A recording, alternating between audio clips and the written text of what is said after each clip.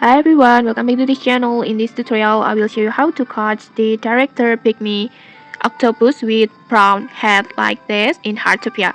So in this spring season, Heartopia has a new event that called Dreamlike Cinematic, and at this event you can catch the new fish or octopus that looks like this with the glasses and then with head like this. I think it's so cute. And to catch this unique octopus, you can catch it at the whale sea, and it's bounce almost all time, and it's bounce at the almost all weather, sunny, rainy, and rainbow. So just go to the whale sea area over here.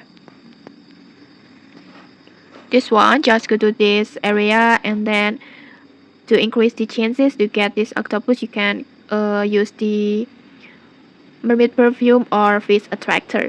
And okay, that's it. If you found this helpful, don't forget to like, comment, and subscribe for more tutorials. Thanks for watching, and see you.